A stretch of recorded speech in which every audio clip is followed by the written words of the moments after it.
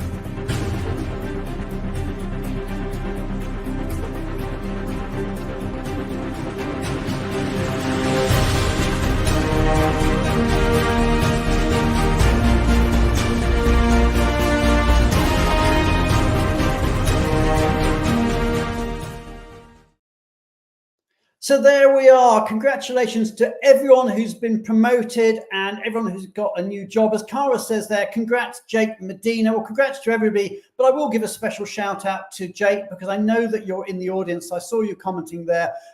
Good friend of mine, great friend of the show.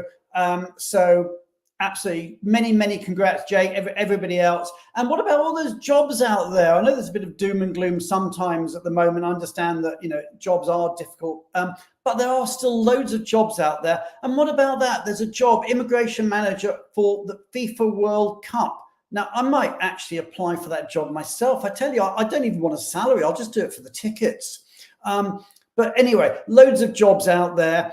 We're now going to move on. We're going to be talking about immigration. Julie Onslow-Cole is normally with us, as most of you will know. She can't be with us today because she's speaking even as we speak, she's speaking at the International Bar Association in Mexico City. But don't worry, we've got another great friend of the show with us. We've got Schweb from Fragment to give us his update. So without any further ado, you know everybody how it works. Please hit the heart button, hit the like button, hit the applause button, and let's welcome onto our show Fragment's very own Schweb Mukwit.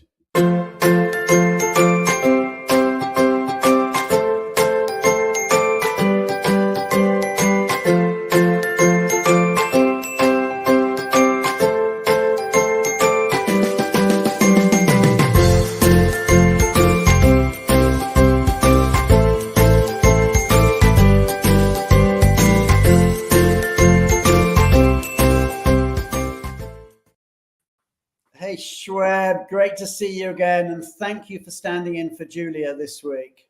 Hi, Brian. Thank you for having me again. So, where in the world are we going? Well, today, Brian, we're going to talk about the latest development in the UK's journey towards its digitalization program with the expansion of its electronic travel authorization program and scheme. It is a scheme like a version of ESTA, is it? Exactly right. It's a scheme that is similarly already existing in the US. It also exists in Canada and similarly in the New Zealand and Australia. And you, of course, made the point that this particular show today is talking about what was then and what is now. And this is an example of how things are changing in the UK. In the UK, normally you divide nationalities between those countries whose nationals need permission to come here before they come here. They need to make a visa application.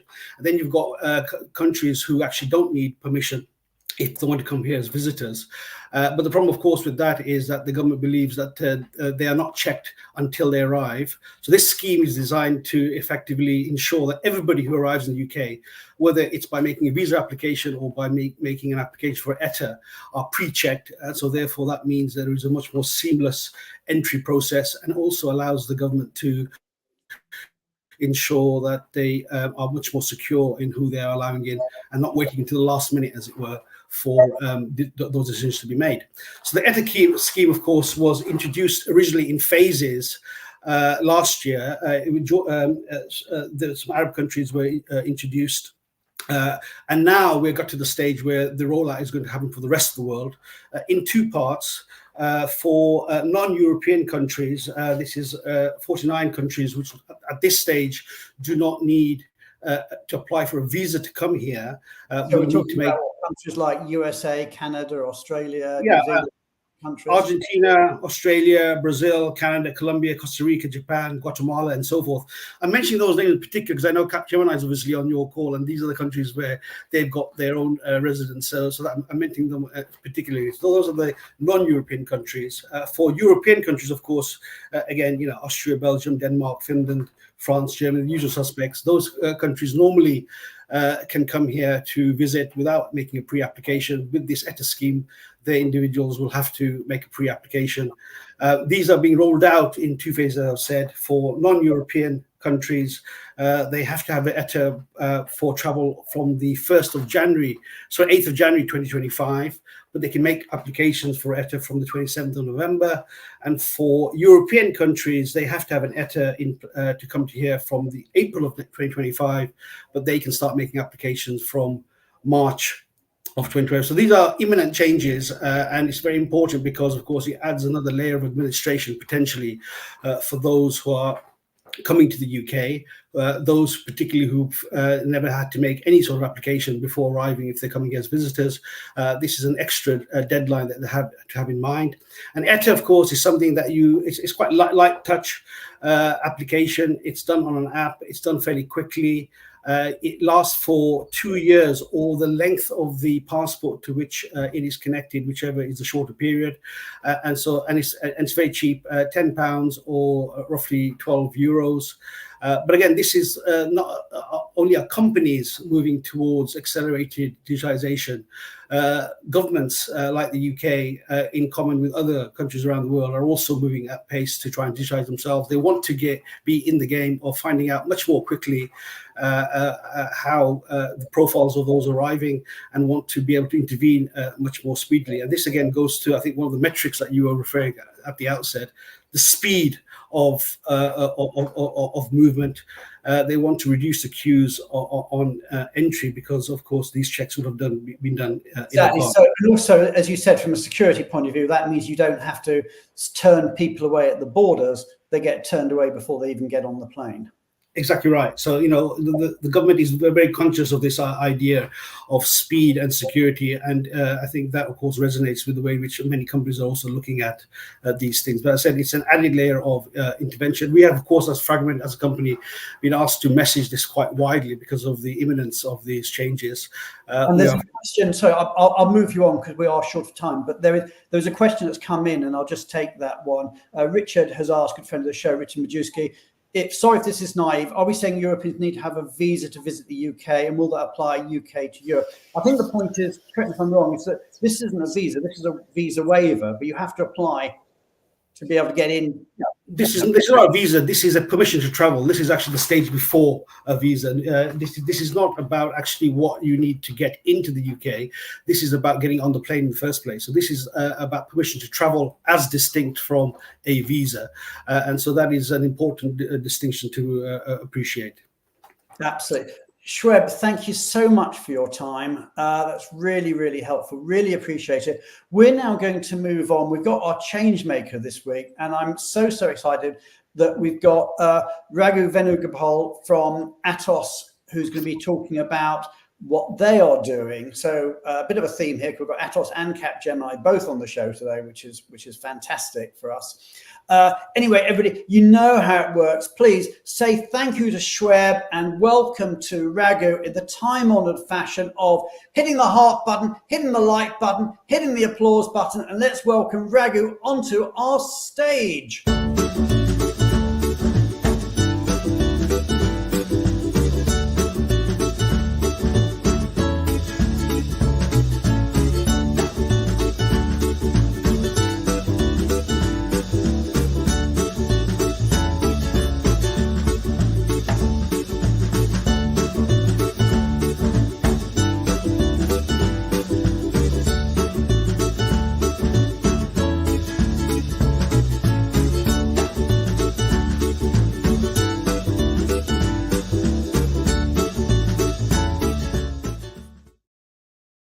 Hey Raghu, how are you doing? Hi Brian, thank you, and I'm doing fine. How about you? Yeah, it's great to have you on the show. Where are you today? Where are you based? I am based out of Chennai in southern part of India. Wonderful. And it's so great to have you. And I mean, such a fantastic company. Tell us a bit about Atos and your program at Atos. Yeah, of course, thanks. And Atos, as you know, it is one of the French-based organization with around 15 billion of its size. And basically, Atos is an environment-conscious employer that has developed in the past 40 years. And it is one of the key reasons, and Atos is addressing the carbon CO2 emissions, especially the carbon footprints, how much that we can reduce the carbon footprints and promote environment. And that is one of the key agenda of Atos.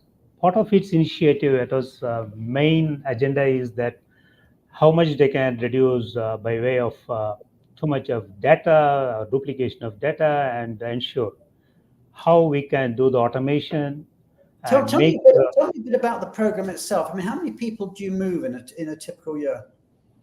yeah. So in a year, it comes about 800 to 1,000 employees across the globe. So where it includes So that extensions. big program. And which are the main locations you're moving people in and out of? Yeah, major locations are with Europe and the United States, UK. These are the major areas where our um, employees keep moving. Okay. So it sounds like a fascinating program, and you're one of our change makers. Tell us a bit about your passion for change and what and your passion for technology. Tell us a bit about that. See, my passion for technology lies in how to make the employee's life easier, because an employee moves across different countries in order to deliver a project as per the customer's wish, and at the same time they address the niche skill, and while they are there, it is in a new geography where they have new culture, and they may not even have a linguistic advantage. They may be in English speaking, but the country is not a English speaking country. So in all these areas, how to make the open AI and Gen AI in today's scenario, how much we can make it more supportive to an employee. Yeah. One is right from starting from home search until they understand the local culture, linguistic assistance, everything A to Z. It is something today. The employees look at easiness. That is something which they are looking at, how much they can be supported by the employer. And I know you're one of our fantastic change makers, and we've got nearly 200 change makers now, and we have our regular change makers meeting. More on that later. But what do you get out of being a change maker? What do you see as the benefit in terms of networking or sharing knowledge? Yeah, see, this knowledge economy that has came along with Internet of Things. Once upon a time, as we can recall, how this knowledge was something isolated. Today, the knowledge has become transparent. Knowledge is available for everyone to do a transfer, so that ultimately the society must be benefited, where a downtrodden area of a society must be equally given the opportunity, so that as a basic human element, that we should make everybody else's life much more easier, and at the same time ensure a global environment at peace, so that the technology is supported and technology supports the human well-being. That should be my precise vision.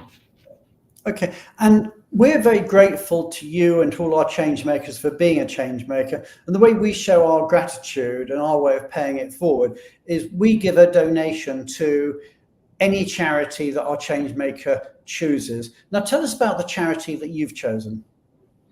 And what I have chosen is, Brian, there is a specially challenged organization in Bangalore, because today, if you see, totally close to 1.8 billion Indian headcount, out of this, they see the statistics, at least 4% are specially challenged.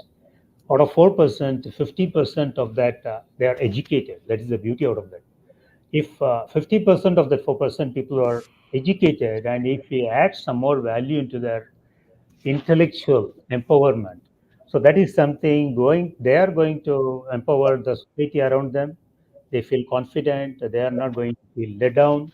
So that is something very important. When we generate revenue, how we distribute the wealth across the society and ensure that everybody is addressed, their well-being is addressed at the best. That's super, super important. Raghu, it's been amazing having you on as our change maker. Sadly, the change maker segment is quite a short one, but we will try and get you back at some point for a longer segment. Tell us more about some of the exciting stuff you're doing at Atos.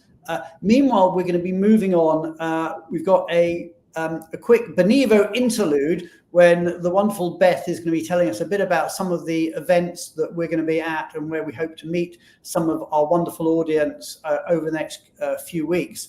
So we're going to move on. What I ask everyone to do in the normal time-honored way is hit the heart button, hit the like button, hit the applause button. Let's say a big, big thank you to Raghu for being our change maker of the week and for all his insights. And welcome to the show, the wonderful Beth Nielsen from Benivo.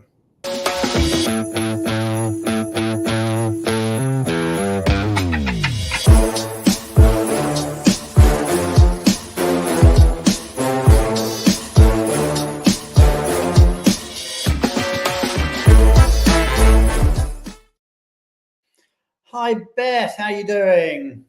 I can never stop myself dancing along. I'm doing really well, thanks, Brian. How are you? I'm good. I'm enjoying myself. It's Wednesday. It's our little sort of afternoon of evening, whatever it is, wherever you are in the world of fun.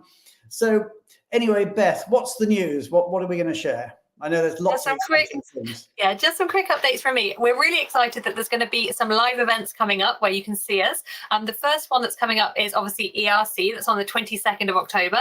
And Pradeep, who you'll hear from today, is going to be presenting along with my colleagues in a hands-on workshop about AI, transforming global mobility, and really practical ways to use AI and GPT. So please, if you haven't registered to come along to that already, do.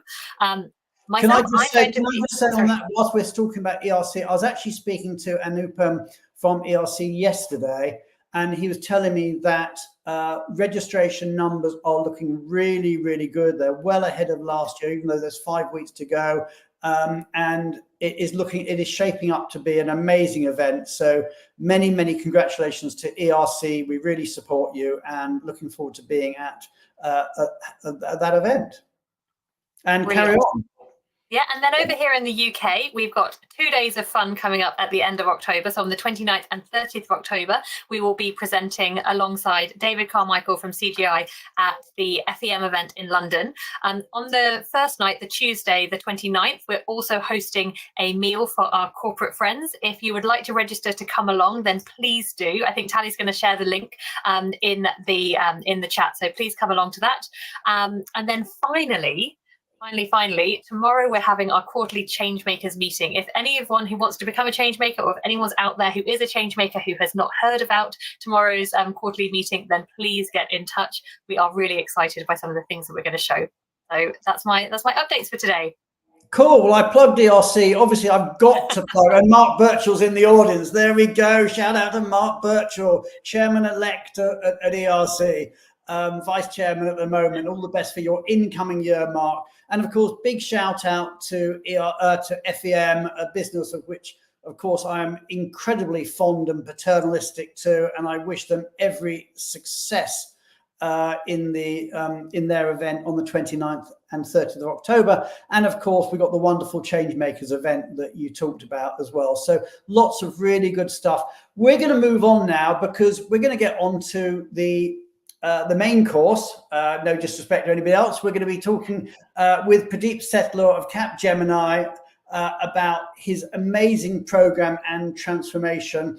And if you haven't met Pradeep, I've got to tell you, he is one of the most insightful thought leaders in our industry today. So everybody, you are in for a real treat.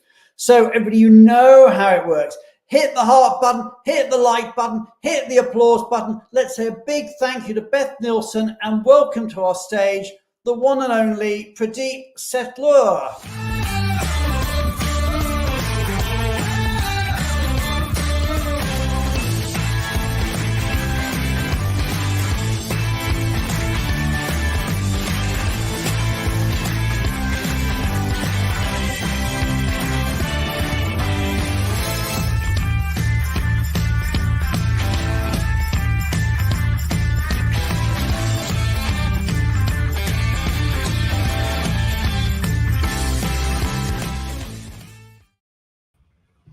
Hey, Pradeep, it is so good to have you on the show.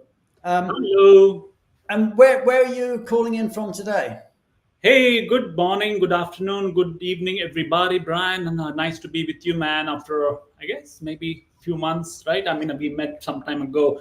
Absolutely. So I'm based in, I'm at home. So I'm working from home today in North Carolina, beautiful state of North Carolina, Raleigh.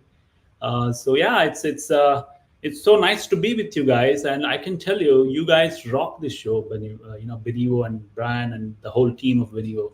Amazing, you guys, the kind of passion you show on these shows and the kind of people participation you get. I don't know how many hundreds of people today, but and the contents are amazing. So thank you for having me for the show, and thank you for the wonderful introduction as well. And congratulations to other folks. Raghu, welcome to the team, and to the change maker, and others as well. So thank Pradeep, that means so much to us. I mean, we do put our heart and soul into this show, and it's always nice to hear that people sort of appreciate our efforts. But it's been a blast. We've been doing it, I think, it must be close on 5 years now, every Wednesday, week in, without, apart from our sort of small summer break. And we just love it. And I'll give a big shout out to Tally for all the work she does behind the scenes. She is the heart and soul of this. And in fact, we'll be seeing Tally and indeed Nitzan, our amazing CEO, later on in this segment. They're going to be joining us as we go through. But let me start with you, Pradeep. So just tell us a bit about Capgemini and your program, and a bit about yourself as well. Let's do a bit of scene setting. All right. Thank you. Okay, look, I think Capgemini needs no introduction, Brian, but I'll take him 30 seconds. But it's Mobility Program May. So tell us, I mean, we all know Capgemini, but tell us about the program. You know, how many people you move, the sorts of locations. Yeah. So for Capgemini, talent mobility is a big part of our talent strategy, right? So it's very, very important workforce channel for us and for the business. And we see that more as in empowering employees to take on, to skill up, and to take on higher responsibilities in their career, right? So for us, it's an important workforce channel. So based on that, what we do as a part of the mobility group is we partner with business units, we partner with HR folks, and we get us like almost seat on the table, so to speak, right, on important events, to kind of draw the strategy, the talent strategy that is required, and give the right advisory, right guidance to the business units. From a size standpoint, I think I would say it's pretty large. On an average, globally, we move anywhere between 5,000 to 8,000, and signees. It's a mega. I mean, you say large. It's a mega program. I mean, that's serious numbers of people. 5,000 to 8,000 people a year. Yeah, globally. North America, as you know, is obviously one of the largest regions in terms of mobility for us. It's been a very, very, like I said, big portion of our talent strategy. Having said that, I think as a part of the group international mobility leadership team, I also handle the whole of Americas from the mobility and immigration standpoint. So when it comes to Americas, it talks of US, of course, Canada, then 5 countries in LATAM, right? So which starts in Mexico, Brazil, Argentina, Colombia, Guatemala, so on and so forth, right? So it's important function, because, like I said, we move a lot more people, right? Like the numbers are pretty big, the program is pretty big, and we pretty much do a lot of our program in-house. So that's something which is very unique for us, Brian, right? So we do have vendor partnership framework, vendor partnership programs, but majority of what we do within immigration, mobility, etc., is done in-house. So we have subject matter experts, we have paralegals, we have process champions, we have all the relevant folks who are well equipped to do this for us. Of course, we do partner with our partners like Benivo yourself, like or immigration law firms, so on and so forth. But that's the kind of framework that we follow, right? Because one thing I'm interested in, I'll direct you there, is that there has been quite a big change, hasn't there? And this has been going on for the last few years. And you've moved from, if you like, a more traditional model to quite a radical new model that, so tell us a bit about what it was like before and why you wanted to change it and your journey towards change. Yeah, great. I think that's a great question. And I'll probably take a minute or two to talk about that. So just to kind of go back, our transformation, so to speak, started around 2019, 2020, right? We looked at it holistically. Like I said, it's an important workforce channel. It had to be, they should have been appropriate strategy. They should be appropriate thought process in what we do, the policies, programs, so on and so forth. So when we started our transformation journey, we started in phases. We didn't want to take on all the big things and kind of not be able to do it. So we kind of phased out, right? So phase one, we focused on, let's say, the immigration transformation, right? We did a lot of things around setting up things, investing the right framework, so people, process, so on and so forth, right? Our transformation journey, so to speak, managed on three parameters: people, process, and technology, like you talked about earlier, right? So we did the right investments in all these three areas, whether it is having the right people to do the job, having the right processes to manage the programs, and of course, technology to enable all these things, right? So that's where it started. Then we focused on mobility, right? So we started this mobility transformation journey, so to speak, sometime in beginning of last year, right? And then we kind of looked at what we want to change, what are the parameters we need to change, how we need to take the next level, because obviously with all the new technology coming in, I think we need to be proactive rather than reactive, right? So we started off the second phase of our transformation early last year, right?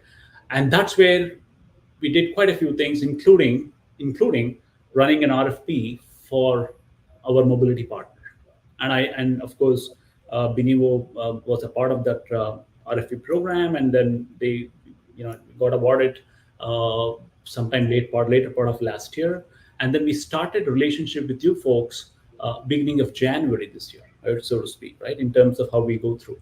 So it's been a journey, which is, I would say, over the 3-4 years, it's seen a lot of it's evolved, and we are seeing a lot of good positive outcomes, value outcomes, not only to the organization, also to the business, to the clients, to the employees as well, because it's all about that, right? It's all about ensuring employee experience, assigning experience. It's all about ensuring value outcomes. What is the value perspective, value outcomes we provide as an organization, as a function, and then most importantly, ensuring being compliant, right? So ensuring we are doing the right thing in the right way, right? So all the three things put together, I think it's come out very well. And I would say in our mobility journey that we talked about, that I spoke about, Benivo is a very, very valued partner, right? And we can talk about it in the subsequently, but I think this is at a high level, Brian, this is how we structure our transformation journey. Well, let's get into that. I mean, it's very kind of you to call us a valued part of that journey, and we very much appreciate that. But I'm interested to find out, to delve down a bit, because I think when we were speaking earlier, you were saying that in your legacy system, it was a bit like you had a legacy RMC, and you ask a question, it was a bit like a black hole. You'd ask something, you wouldn't necessarily get the answer back out. Whereas now you're getting data out quickly and efficiently, and that's helping you create cost efficiencies and productivity efficiencies. I wonder if you could just talk a bit about that sort of transformation, how technology helped you. Yeah, no, that's a great thing, right? I mean, look, like I said, our whole transformation focused on three parameters: process, people, technology, right? In whichever way you take those three things in, right? So technology was extremely important in everything that we did, and we do in our journey, in our transformation journey, or whether we do on a day-to-day basis, right? So even in the RFP, when you rolled out the RFP program, we gave a very high weightage on this piece, right? Which company, which organization can help us in managing this from a technology standpoint? I think that's where we saw value from Benivo, right? We saw value from Benivo's all sorts of offerings that we could get, right? So just three examples, right, very quickly, how it helped, right? So when we onboarded Benivo, I think one of the things that we saw, the way we designed our program, was to ensure that our mobility consultants, right, from a processing standpoint, our mobility consultants are able to do a job which is more valued than what they were doing currently. So what it means was, instead of focusing on a tactical way of following up and doing escalations, asking where the status is stuck, where it is in the supply chain, so on and so forth, they are now able to do a little higher jobs in terms of doing system stretch assignments, right? So the technology is now able to give us, the Benivo technology is able to give us everything that was required, right? So we really don't have to spend too much time in following up. in understanding where it is stuck, what is the escalation methodology, right? So okay, so the first example there, make sure I get it, is effectively it's freeing up your staff. We like to call it giving them superpowers, where they can actually become a lot more strategic and work on the big things, because some of the simpler things are being taken control of by the technology. I think that's absolutely. Yeah, right, absolutely. I think there is some bit of a lag in the voice from what you speak and what I'm speaking. I hope it's okay. But you're right, absolutely right. So our mobility teams, the mobility consultants, are able to do higher level jobs. When I say higher level jobs, they are upskilling themselves, right? It's a part of their learning, right? They are able to do that because some of the underlying things is pretty seamless, right? So they are not spending time on the tactical things. They're not spending time on chasing and following up, so on and so forth, because technology is enabling that, right? So that's number one. Number two, it is also helping them to focus on value outcomes, which I said was one of the focus areas for us. What is the value outcomes? Value outcomes is about looking at measuring the program's effectiveness, right? So the mobility folks in our team today are able to now dwell in what is the value Benivo is giving us, right? The program is giving us. So we are able to design some ROIs, we are able to design dashboards, we are able to showcase some of the benefits back to the business. So that's the second part of it. And I think the third element that I can see an immediate advantage is this whole thing around the leveraging of Gen AI, right? Because Benivo has also, like Capgemini, I think it kind of complements us because we spend a lot of efforts. I mean, Capgemini is the market leaders in Gen AI, right? So Benivo is also there, right, from a mobility standpoint. So it's kind of dovetails there, and then it helps us, right? The offerings that Benivo is able to showcase from a Gen AI standpoint is also helping us to leverage those in our program. So I think those are the three key, I would say, immediate things that we saw in the partnership plan. So let me ask, I mean, you've said the three things: productivity, value outcomes, and the Gen AI transformation. But tell me, it's all about data at the end of the day. I mean, I think we all know that. Is that anything that you measure? Well, actually, I know you do, but tell us a bit about how you measure and what you think the savings or efficiency gains have been, if there's information that you can share in that regard, give an idea of where you think that's been going. Oh, yeah, absolutely. I think that's a great topic, and I can kind of talk about it for next 40 minutes. I know I don't have time for that, but that's the beauty of this, right? So the program partnership with Benivo is helped us immensely transform our own function, right? So our own teams, for example, our own mobility teams are now able to look at metrics, look at data, look at the different analysis, and then drop what value we can show back to the business, right? So just to give you a quick example, Brian, is sometime during June of this year, right? So we started off with Benivo beginning of this year. Then sometime in May, June of this year, we started looking at how do we measure what we're getting from Benivo. So in other words, the return of investments that we've done, right? So something that everyone has always talked about, return on investment. It's like the holy grail of mobility. So I love this topic. So tell us about return on investment. Yeah, absolutely. And I think this is where the rubber meets the road, right? So most of the companies, most of them talk about it, but I have not seen anybody delivering it the way it is being done today. And I can tell you the examples that we did, right? So the teams today, we kind of internally deliberated what are the few areas that we want to measure.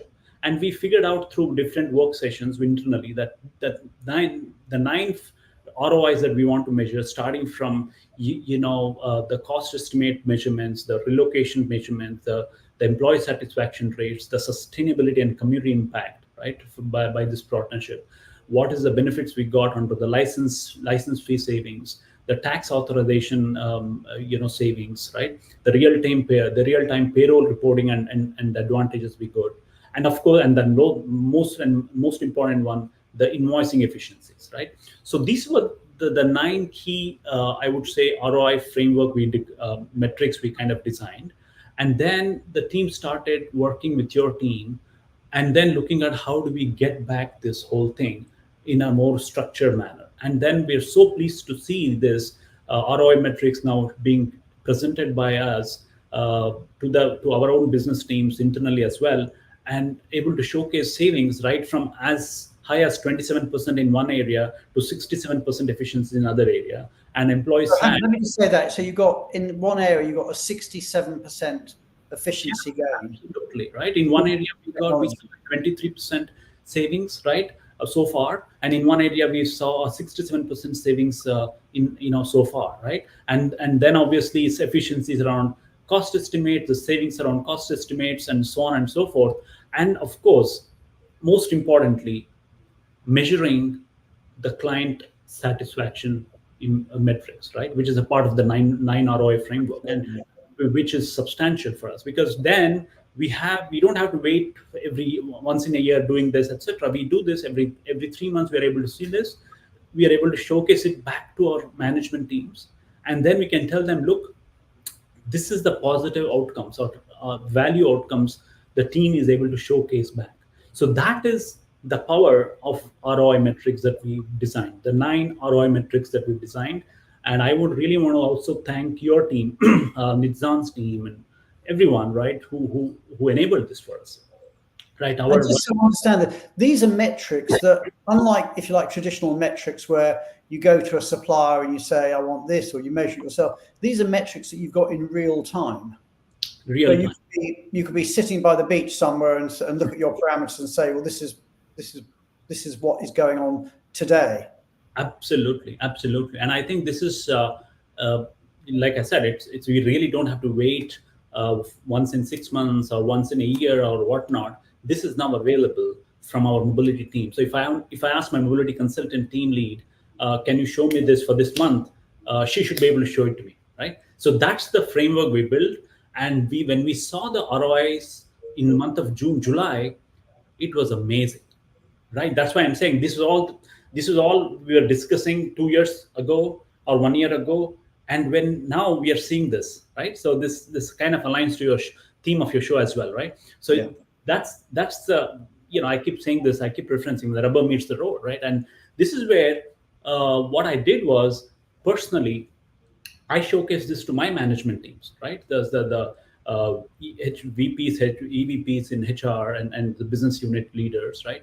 And we showcase them through our quality reviews in the quarterly review meetings that we have.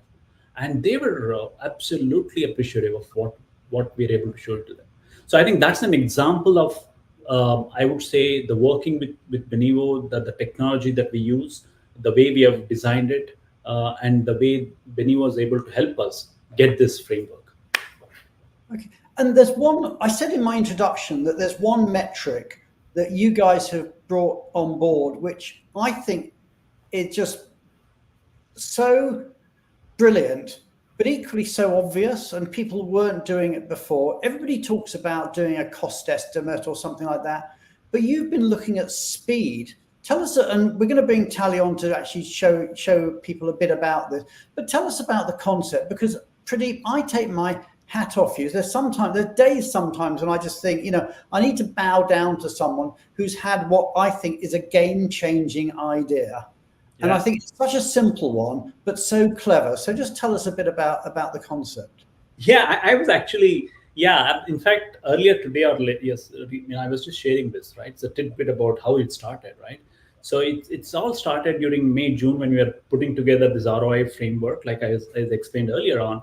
And one of the things we were not yet ready was, how do we test the efficiency of this program when people actually are able to come on to the host country and start being productive, right? So how do we do that? How do we bridge that gap? So then we said, and by the way, this discussion was happening in an informal setting, in one of the social gathering with our teams after office hours. So and then we were kind of scribbling in a napkin or a drink, and then we said, okay, we need to now look at how do we test this, the speed of landing. We termed the speed of landing, right? So because the speed of landing is all about brand, while all the other 9 ROIs.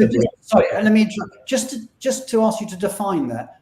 The audience, what do you mean by speed of landing? Yeah, that's where I was going to. So the speed of landing is all about measuring the efficiencies of how we are able to land people and start them make them productive, right? From the time the initiation to the time they are productive in the host country, right? What's the elongated timelines it takes? What is it been taking? And through appropriate transformation that we built in with all the programs that we built in with Benivo, etc., how we can then showcase improvements to that. So just to give an example, if let's say if we are landing people from, let's say, I'll just make it up, let's say UK to the United States, right? And say, from initiation to landing, the elongated timelines was, let's say, 81 days, right?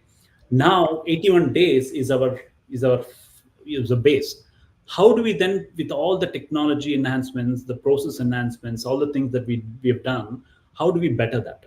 And if you're able to showcase that with all the things, we are now bringing down it to 71 days, right? Then the 10 days is what we are saying is the speed of landing efficiencies that we've got. So the speed of landing was 81 days. With all the program efficiencies, we brought it down to 71 days. The 10 days is the efficiencies that we have. And that's the 10 days efficiency where we go back to the business and tell, look, we are able to have your assignees in the host country land 10 days earlier through our programs with our technology, and they're able to now deliver value to you, be productive, generate revenue, generate billing, and that's the value that we are able to showcase to them. So that's what I said, a speed of landing metrics that we wanted to introduce. It's just brilliant. I'm actually going to bring Tally on, and we put those charts up, not charts, that bit of the platform up. So let me just bring Tally on, and Tally, just tell us about, because I know this is something that you're very passionate about, and just explain a little bit to the audience about how the platform works here. Yeah. As Pradeep was talking, I already threw it to give a glimpse of it. But yeah, and again, I have to give all the credit to Pradeep, because it was just an idea that he threw. And our team just took it and said, okay, let's see what can we do with that. I think it's a perfect marriage of the innovation of Pradeep and his team and the agility of Nitzan and the Benivo team. Definitely. And the power also of change makers. Don't forget that we have a quarterly meeting tomorrow, and the power. Actually, you know what? I'm going to bring Nitzan on the stage at the same time. Okay, so the team is here. So yeah, so talk us through this a bit. Yeah. So speed of landing, what it means that from when we start to work on the visa of the employee, how long it takes for them to get to the destination, and as Pradeep said, start working. So we have different ways to look at this. And here in this report, which again, as you mentioned, Brian, this is a dummy data. It's on a demo platform, but this is what platforms, Benivo platforms have, and it's live data. It keeps changing based on employees that are moving to these places. So, for example, if we're looking here at the visit to work by country move lane, we can see that, for example, moving, and again, I'm not sure the data is correct, it's just dummy data, that moving to getting a visa to Greece would take a lot longer than moving someone from Sweden to the United States, for example. We can see that. So we can see it right here in this graph. We can also see here the average of how long it takes to bring people to each one of the countries where we have employees. We can look at job levels. So certain job levels will take longer to get visa to. So we can have a glimpse here. Of course, for every data that we have here, we can drill down. We can look at by different populations. We can look at the data behind. But also here, when we're looking at visa type, how long it would take to get extension of work permits as opposed to H-1B visa. And another way to look at it is if we're looking along the year, when are we going to have our peaks? When is it taking longer to get visa to our employees? And as Pradeep said, all of this is wonderful data to look at, but the most important is the strategic thinking and the decisions that we can make once we have all these data in front of us.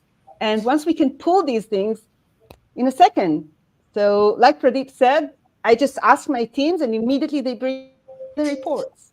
It's so just that's not something that they need to wait for. That's just incredible. Tally, we're going to say goodbye to you. So we'll see you again at the end of the show. But because I want to bring Nitzan into the conversation now. So what we've seen here is, I mean, some remarkable technology, some remarkable thought leadership.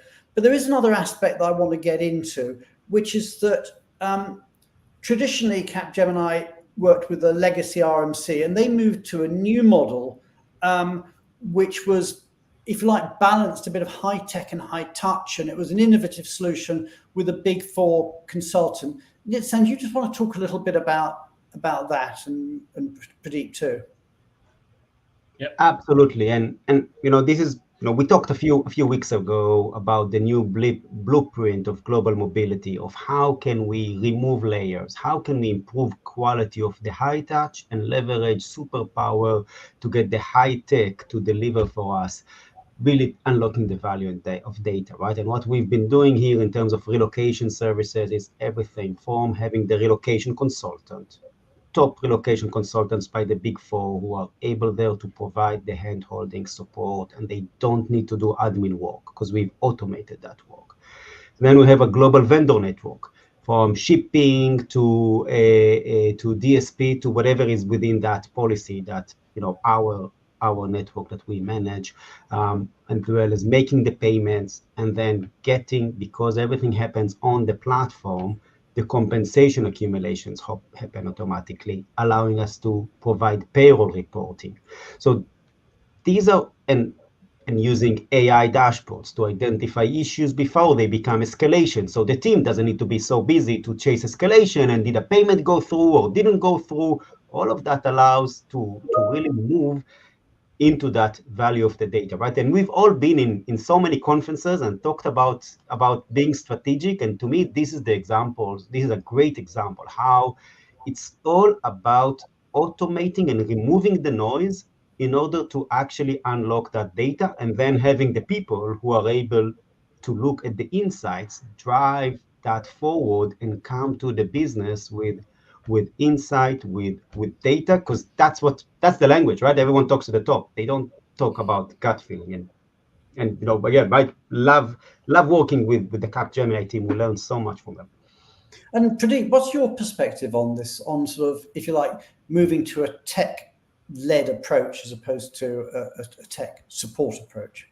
Well, I totally kind of second what Nitzan was saying. Yeah, look, Capgemini is the world's top leading business and technology transformation organization, right? So we are the top leaders in the industry today. And then tech, yeah, right, to work with somebody like a Benivo who's very savvy in this and who's very nimble in managing this for us. I think it's amazing. So the partnerships have started off very well.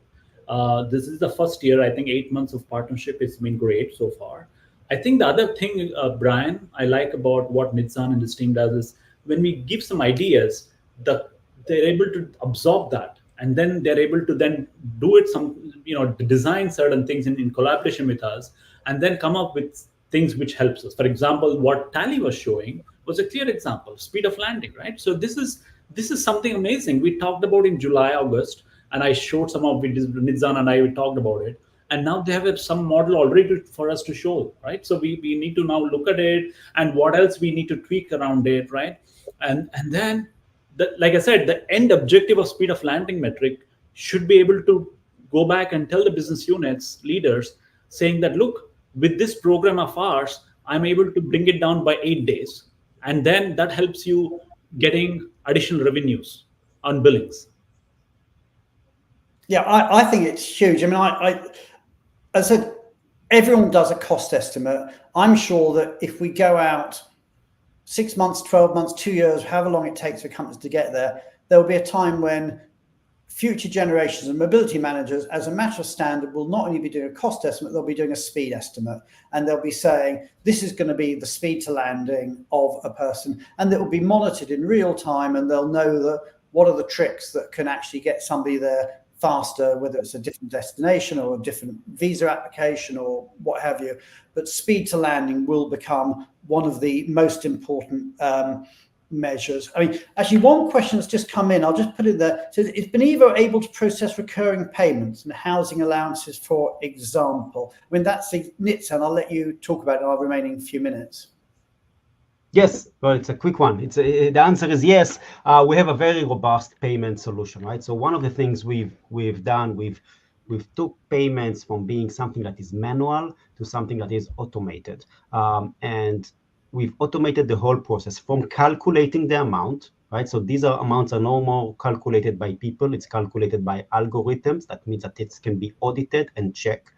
And then there is a payment system that instructs the payment digitally. No people are involved in the process. So the employee comes to the platform, enter how they want to get paid, and in the housing allowance, they'll get paid monthly, automated to their selected payment. And if they need to change because they switch the bank account, they can come, they do it on the platform, they do it digitally. Now, the value of doing that digitally here is, again, right, how it connects to the data. One thing that happens there is that it's the audits. It allows us to audit that digitally and for the system to flag if a payment didn't happen. So the employee doesn't need to complain, or the business doesn't need to complain, and there are no delays, right? So that makes the whole process of reporting easier. And what we've done with another client, I think we were talking about that in a few weeks, is we've analyzed those spending on housing allowance and identified patterns that deliver significant cost savings that with their legacy RMC, for years, they were doing the same thing. They just didn't have the data because it was all manual, all forms, all through a process, sitting somewhere. No one was able to look into the insight. So it took maybe a longer answer on this one, but you know, automating processes is we're running out of time. So I just want to bring Pradeep into the conversation. I mean, what's been your experience of using Benivo for the sort of the fintech side of it? Oh yeah, I just wanted to add to what Nitzan was talking about, right? So if I referred about our 9 ROIs that we measure, one of them is about the ROI around the billing efficiencies, the invoicing efficiencies, billing efficiencies, so on and so forth.